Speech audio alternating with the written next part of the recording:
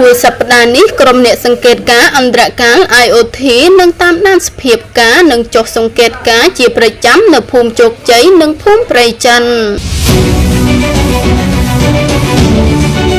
លោកជំទាវឧត្តមសេនីយ៍អេកម៉ាលីសុជាតាអ្នកនាំពាក្យក្រសួងការពារជាតិបានឲ្យដឹងថានៅព្រឹកថ្ងៃសុក្រទី10 ខែតុលាឆ្នាំ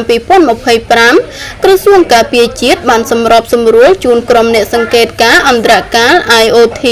អញ្ជើញចុះពិនិត្យទីតាំងជាក់ស្ដែងនៅភូមិជោគជ័យនិងភូមិព្រៃច័ន្ទឃុំអូ3ជាន់ស្រុកអូជ្រៅខេត្តបន្ទាយមានជ័យដើម្បីសង្កេតការណ៍ផ្ទាំងផ្ទាត់និងរាយការណ៍នៅស្ថានភាពព្រំដែនក្រោយបាត់សុបបញ្ចូលជាធរមាន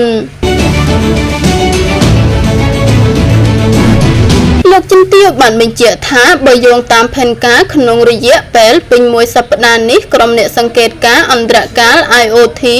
នឹងតាមដានសភាពការណ៍និងចុះសង្កេតការណ៍ជាប្រចាំនៅភូមិទាំងពីរខាងលើនេះ